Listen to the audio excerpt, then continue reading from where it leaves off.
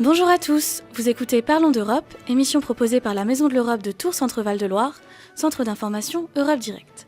Aujourd'hui avec moi, Stéphane Rich, animateur du Fab Lab à la Grange Numérique. Bonjour. Bonjour. Merci d'être là aujourd'hui avec moi. Qu'est-ce que la Grange Numérique ?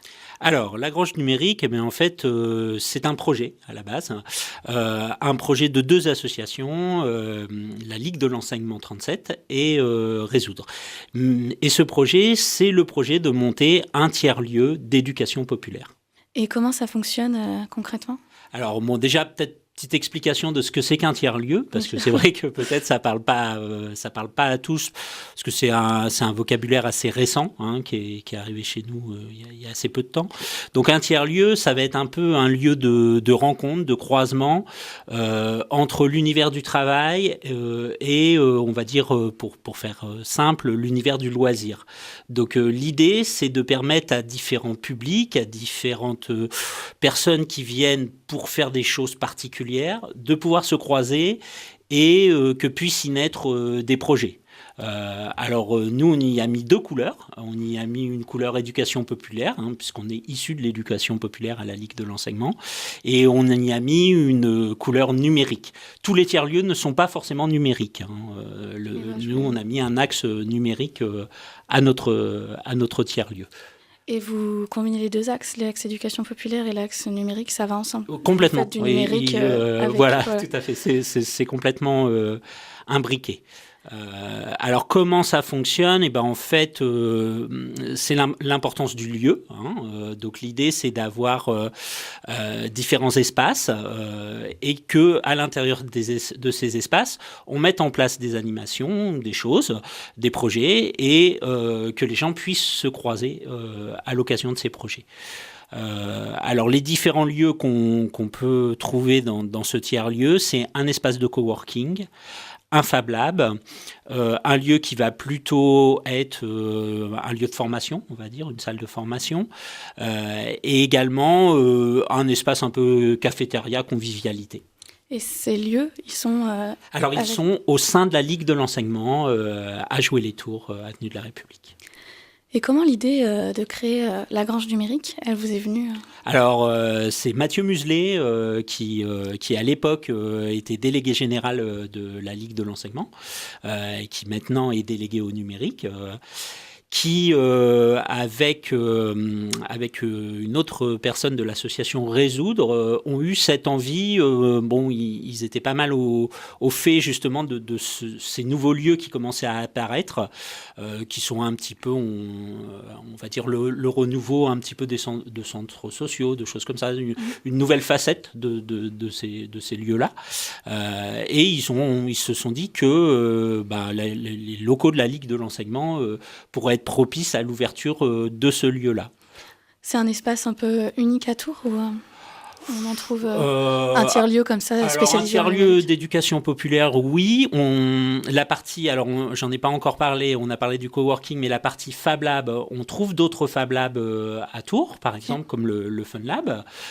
Mais ce côté tiers-lieu d'éducation populaire est un peu unique, oui, pour l'instant. Et ça s'adresse à quel public ? Tout le monde peut venir Alors oui, ça s'adresse à plein de publics. Alors au départ, nous, nos publics visés principaux vont être forcément ceux qu'on touché au départ déjà dans notre cœur de métier de l'éducation populaire, c'est-à-dire la jeunesse.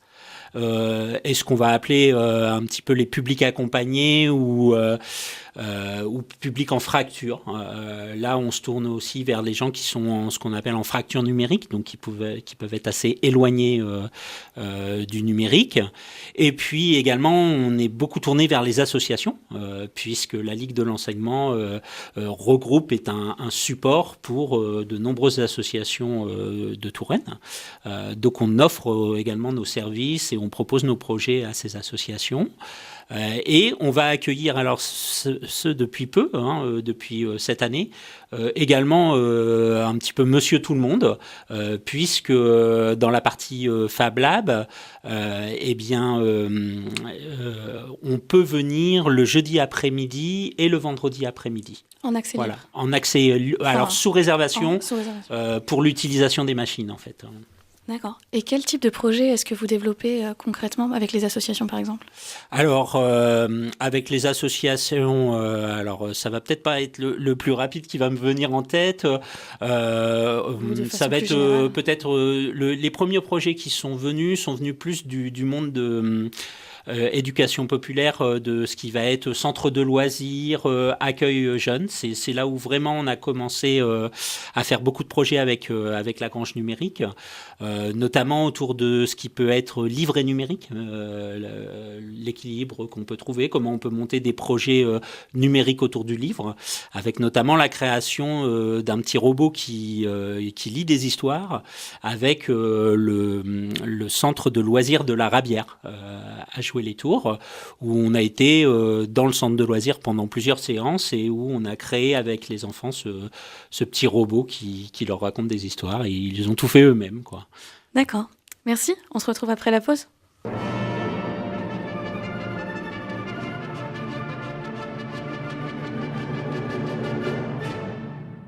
Les grands événements passés ont façonné le monde et nos sociétés. Dans les racines du présent, Frédéric Mounier et ses invités traitent un sujet d'actualité en remontant à ses origines. Sur quelques mois ou plusieurs siècles, ils retracent les faits marquants et mettent en lumière leurs incidences dans notre quotidien. Les racines du présent, c'est chaque samedi à 14h.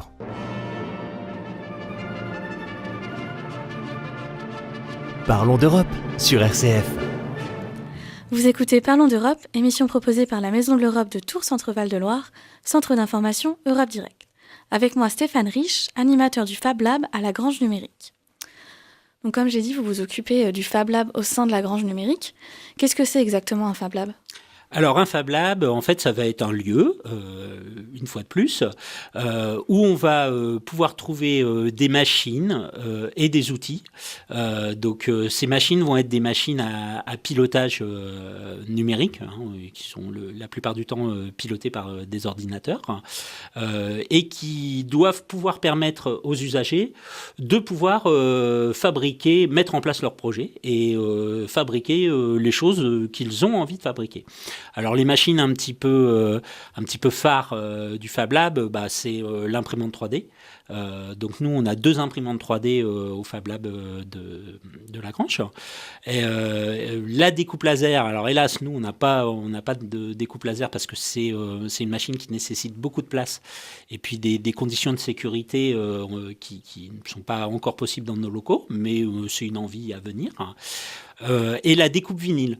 Donc la découpe vinyle, elle va nous permettre de découper du papier vinyle par rapport à un dessin numérique, mais également de pouvoir après, par la suite, créer des t-shirts ou plein d'autres styles de projets comme ça. Et sous quelles conditions on peut utiliser ces machines ? Alors, ça dépend un petit peu de qui on est. Donc, parce que comme je le disais au début, comme on a plein de publics différents, donc ça va être sous forme de projet où nous, on va être animateurs quand il s'agit d'écoles, de centres sociaux, de centres de loisirs.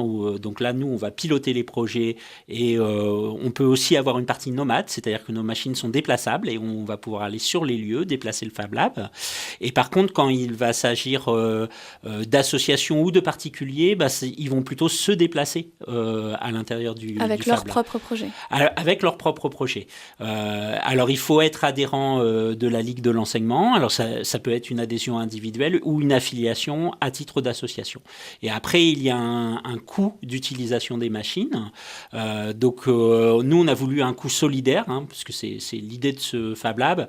Donc, on est sur un usage de 1 euro pour les associations, 1 euro de l'heure, quelle que soit la machine qu'ils utilisent, et également s'ils viennent faire du coworking, c'est également 1 euro de l'heure pour l'utilisation des ordinateurs et de la fibre. Et s'il s'agit d'une personne qui n'est ni membre d'une association, ni volontaire en service civique, ni étudiant, le coût sera de 2 euros de l'heure.